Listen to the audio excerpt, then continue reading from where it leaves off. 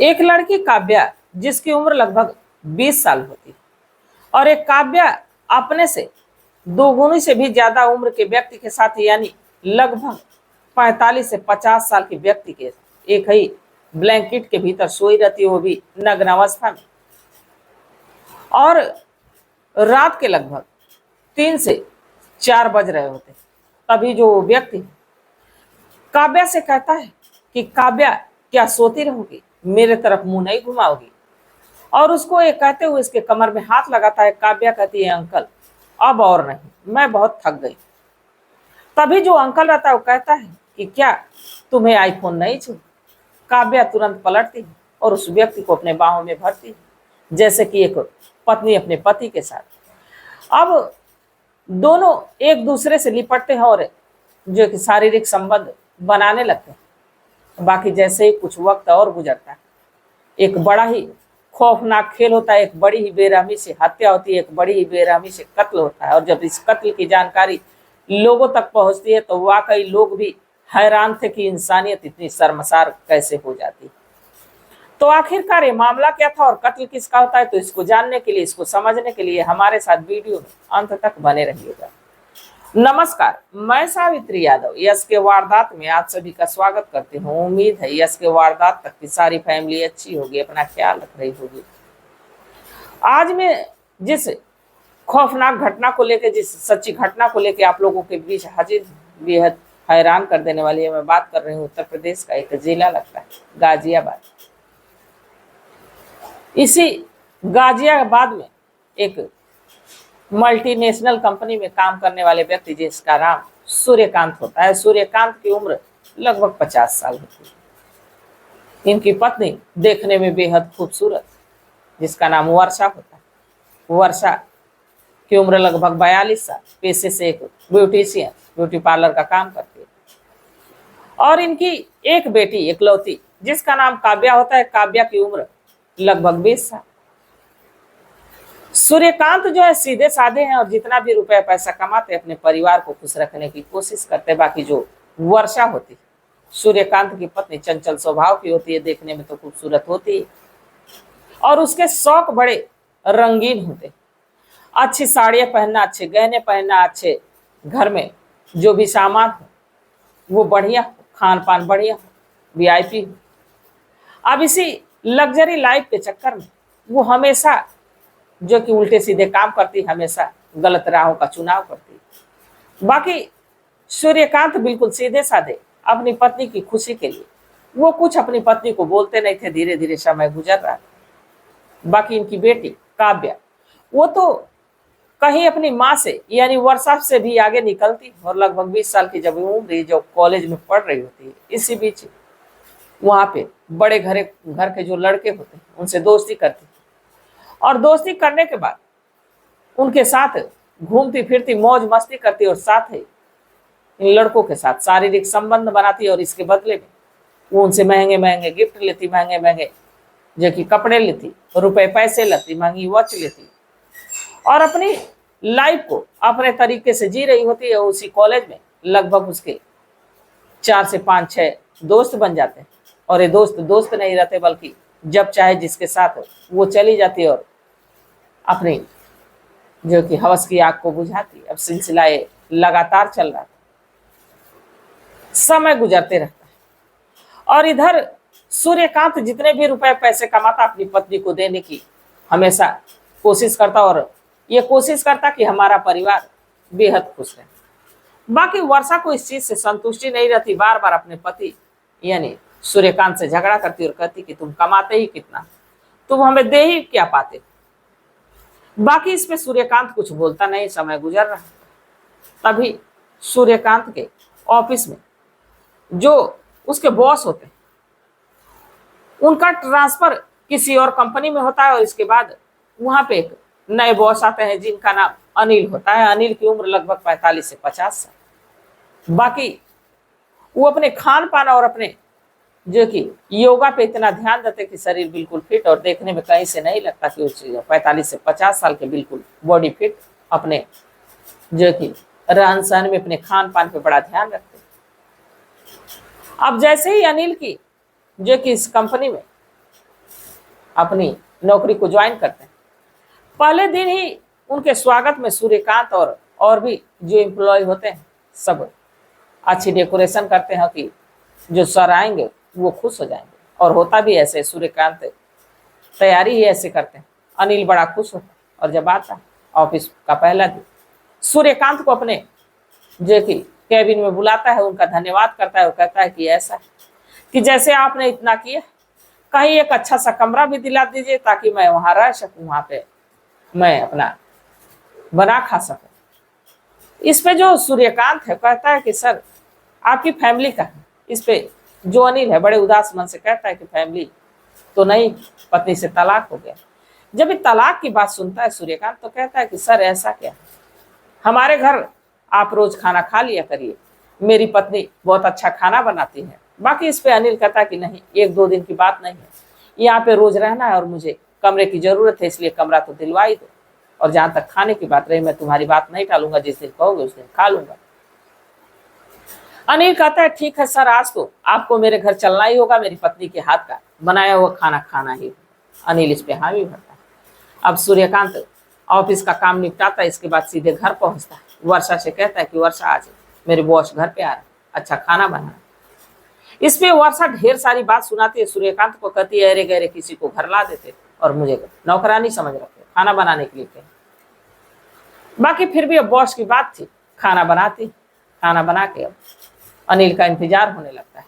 जैसे ही शाम के 8 बज रहे होते, दरवाजे पे दस्तखत होती है, जो कि व्यक्ति आके खड़ा होता है, बेल रिंग बजाता है, वर्षा जाके दरवाजा खोलती है। बाकी जैसे ही दरवाजा खोलती है वो अनिल को देखती है तो देखती ही रह जाती है, क्योंकि अनिल बेहद हैंडसम रहता है और जो उसकी खुशबूदार परफ्यूम की खुशबू चारों तरफ महक रही थी। अब पहली नजर में वर्षा उस पर मोहित हो जाती है। घर के भीतर अनिल आता है, उसका स्वागत होता है, काव्या होती है, साथ में सूर्यकांत, पत्नी वर्षा, अनिल, ये चारों बैठते और खाना खाते हैं। खाना खाते खाते बीच बीच में अनिल खाने की तारीफ करता है, जिससे कि वर्षा मुस्कुराती और मुस्कुराते हुए अनिल की तरफ देखती। अब पहली नजर में दोनों एक दूसरे के इतने करीब आते हैं, दूसरे के नजरों से इतनी बात को समझ जाते हैं कि ना ही अब अनिल को समझने में देर लगती है कि वर्षा क्या चाह रही है, ना ही वर्षा को समझने में देर लगती कि अनिल क्या चाह रहा है। अब एक बार ये सिलसिला शुरू हुआ तो लगातार चलने लगता है और सूर्यकांत जो अपने बॉस से ये उम्मीद रखता है कि बॉस मेरे बहुत खुश हैं, तो हो सके मेरे प्रमोशन का कुछ सोचें। अब सूर्यकांत नॉर्मल रहता, सुबह का टिफिन लेके जाता, शाम को अक्सर अनिल अब आता, खाना खाता। अब इसी भी धीरे धीरे ये जो कि अनिल वर्षा से अपना नंबर शेयर करता है और दोनों की घंटों घंटों बातचीत होने लगती है। अब एक दिन ऐसा वक्त आता है कि जो अनिल वर्षा के घर दोपहर में पहुंचता है। वो वर्षा जब उसकी बेटी काव्या कॉलेज गई रहती है तो इस अनिल को बुलाती है, दोपहर का समय, और दोनों फिजिकल हो जाते हैं, दोनों एक दूसरे के साथ शारीरिक संबंध बनाते हैं। अब एक बार ये सिलसिला शुरू हुआ, ये चस्का एक बार लगा तो फिर खत्म होने का नाम नहीं ले रहा था। अब अक्सर अनिल दोपहर में आता और इसे वर्षा के साथ शारीरिक संबंध बनाता। अब सब कुछ अच्छा चल रहा था। बाकी एक दिन जैसे ही अनिल वर्षा के पास आता है और दोनों आपत्तिजनक स्थिति में होते हैं, दोपहर का समय होता है, अचानक से काव्या अपने कॉलेज से घर आ जाती है। और जब घर आती तो वर्षा को ये तो पता था कि कोई घर पे आने वाला है नहीं, तो इसलिए दरवाजे की चिट्ठी नहीं लगाना भूल जाती। बाकी काव्या भी आती है, कुछ बोलती नहीं, दरवाजा खोल के भीतर जाती है। जब भीतर जाती है आवाज कुछ उसको सुनाई देती है, और जब इस आवाज का पीछा करते हुए कमरे के पास जाती है तो उसे पता चलता है कि जो कमरे के भीतर अनिल अंकल और उसकी माँ वर्षा दोनों नग्न अवस्था में और दोनों एक दूसरे के साथ शारीरिक संबंध बना रहे हैं। और वह इस काव्या को देखे तक नहीं। काव्या तुरंत वहां से रिटर्न होती है और फिर दरवाजे के बाहर चली जाती है, दरवाजा बाहर से बंद करती है। इसके बाद लगातार बेल रिंग को बजाने लगती है। अब वर्षा अपने कपड़े को ठीक ठाक करती है, अनिल आके सोफे पर बैठता है। इसके बाद वर्षा जाके दरवाजा खोलती है तो पता चलता है कि काव्या से कहती है अरे काव्या, दरवाजा तो खुला ही था। काव्या कहती है मैंने ध्यान नहीं दिया, मैं सोची कि दरवाजा बंद। अब इस बात को अपने माँ से छिपा लेती है कि मैंने तुम्हें और अंकल को एक दूसरे के साथ देखा है। अब यही जो अनिल सोफे पर बैठा था उसके बगल में ही काव्या जाके बैठती और अंकल से हंस हंस के बात करने लगती है। जो वर्षा होती है काव्या के लिए पानी लाती। अब ये तीनों बैठ के बात करते हैं। वर्षा बताती है कि अंकल को भूख लगी थी इसलिए अंकल चले आए खाना खाने के लिए। काव्या ये कहती है कि हमें पता है कि अंकल को भूख लगी। अब ना ही ये बात वर्षा को समझ में आती है और ना ही ये बात अनिल को समझ में आती है। पर जो काव्या समझ रही थी वो सिर्फ काव्या ही समझ रही थी, क्योंकि काव्या अनिल का और अपनी माँ वर्षा का सारा राज जान चुकी थी। अब जैसे ही अनिल वहां से जाता है, शाम को उसके मोबाइल फोन पे एक फोन आता है और वो फोन होता है काव्या का। काव्या कहती है कि अंकल, क्या आप जो मेरी माँ के साथ करते हैं वही मेरे साथ करेंगे? अब इस पे अनिल जो है वो हक्का बक्का सा रह जाता है और वो कहता है कि तुम ये क्या कह रही? तो काव्या कहती है कि मैंने सब कुछ देख लिया, तुम माँ के साथ क्या कर रहे थे, इसलिए अब तुम्हें वही मेरे साथ भी करना है। अब अनिल शायद इस चीज का इंतजार ही कर रहा होता है। अब जैसे ही अनिल शाम को खाना खाने आता है, काव्या छोटे छोटे कपड़े पहन के उसके सामने इतराते हुए आती जाती। काव्या को देख के अब अनिल की भी नियत इधर उधर होने लगती। अब वो कभी माँ से फोन पे बात करता तो कभी उसकी बेटी काव्या से बात करता। अब सिलसिला लगातार चल रहा है। तभी एक दिन ये वर्षा किसी काम से मार्केट जाती है और सूर्यकांत ऑफिस। इसी समय ये जो अनिल घर पे आता है और जब घर पे आता है तो काव्या बेहद छोटे कपड़े में उसका स्वागत करते हुए भीतर लेके जाती और इसके बगल में बैठ के इसके साथ छेड़छाड़ शुरू कर देती। अब ये जो अनिल इस काव्या की हरकत को देख के काव्या पे टूट पड़ता है और पहली बार एक ऐसी कम उम्र की लड़की के साथ वो शायद संबंध बना रहा। अब जैसे ही ये व्यक्ति ऐसा करता है अनिल, कुछ ही समय के बाद जैसे ही ये दोनों संबंध बना के एक दूसरे के साथ बैठ के सोफे पे बात कर ही रहे होते, तब तक वर्षा की एंट्री होती है। वर्षा अनिल को देखते ही मुस्कुराती, कहती है अरे आप। जो काव्या कहती है अभी अभी अंकल आए हैं, अंकल को बड़ी जोरों की भूख लगी थी। अब इस पे वर्षा किचन में चली जाती है और उनके लिए कुछ बनाती है। अब अनिल मुस्कुराता है, नाश्ता करता है, वहां से चला जाता है। अभी सिलसिला लगातार चलने लगा, कभी माँ के साथ, कभी बेटी के साथ, कभी माँ के साथ। और इस चीज की भनक सूर्यकांत को लगी नहीं। जैसे ही कुछ समय गुजरता है, एक दिन वर्षा के मायके में कोई इस दुनिया को छोड़ के चला जाता है, यानी कोई मर जाता है।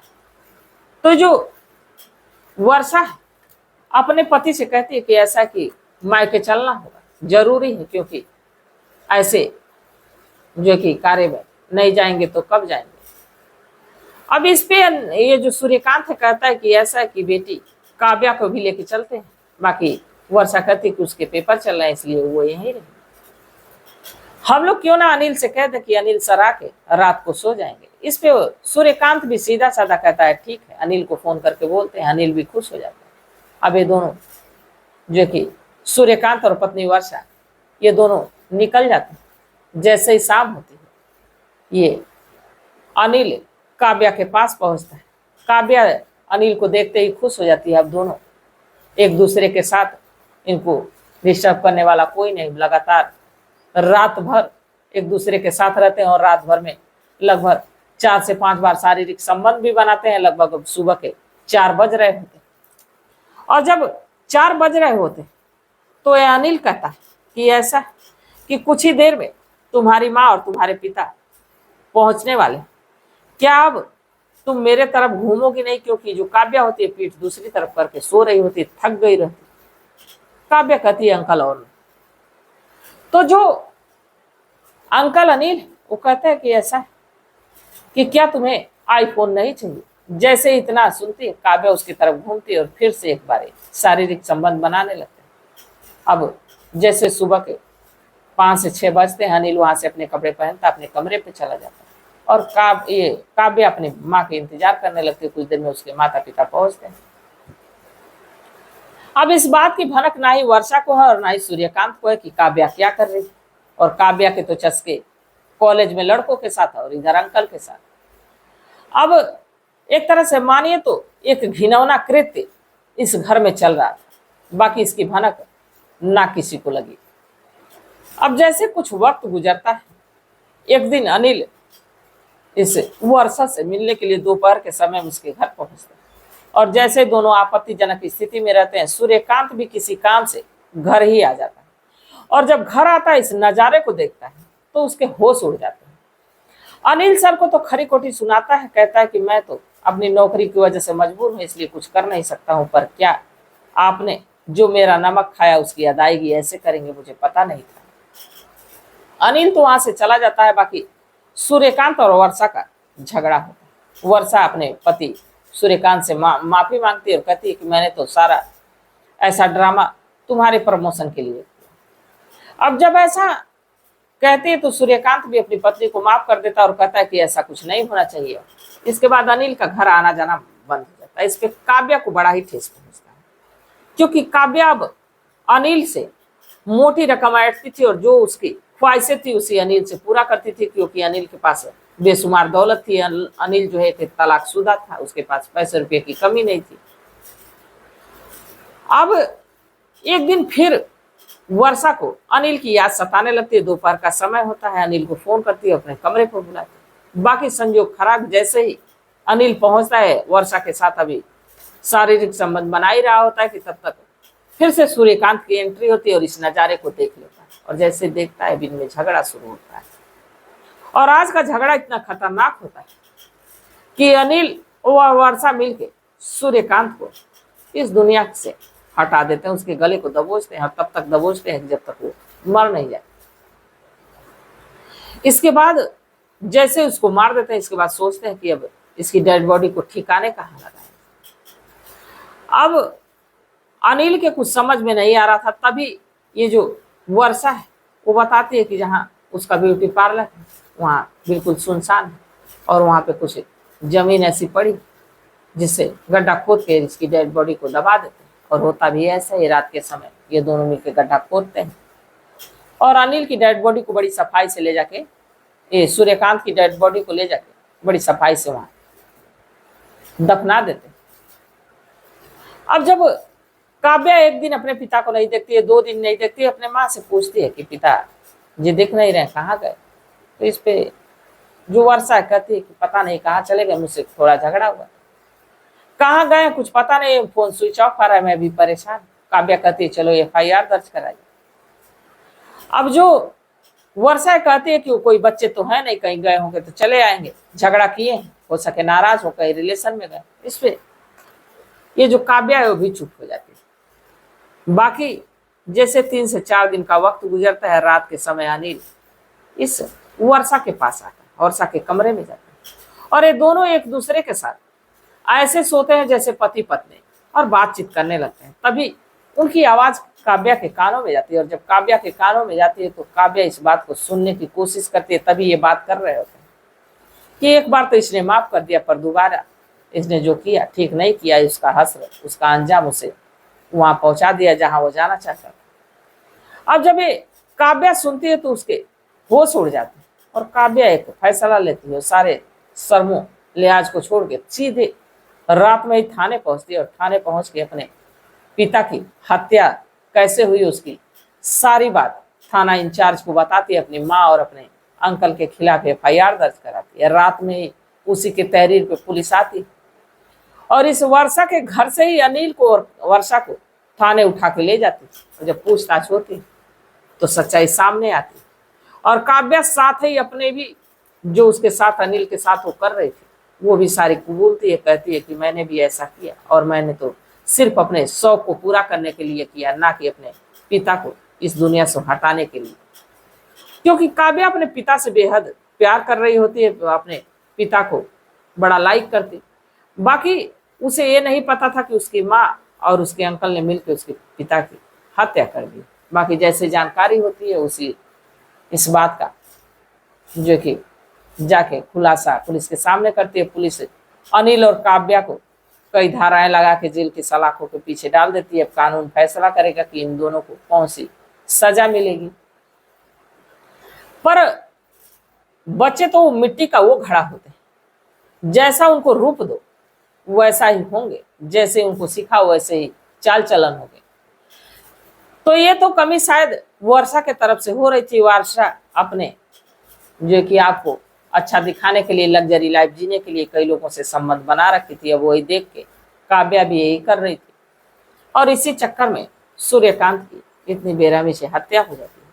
तो इस घटनाक्रम पे आप लोग क्या सोचते हैं? आप लोगों की क्या सलाह, आप लोगों की क्या राय है? कमेंट सेक्शन में जरूर बताइएगा, क्योंकि आपके सलाह का, आपके मशवरे का हमें बेसब्री से इंतजार रहता है। तो तब तक आप लोग अपना ख्याल रखिए, अपने परिवार का ख्याल रखिए, बाल बच्चों का ख्याल रखिए। मिलते हैं कल एक नई वीडियो के साथ, तब तक के लिए जय हिंद, जय भारत।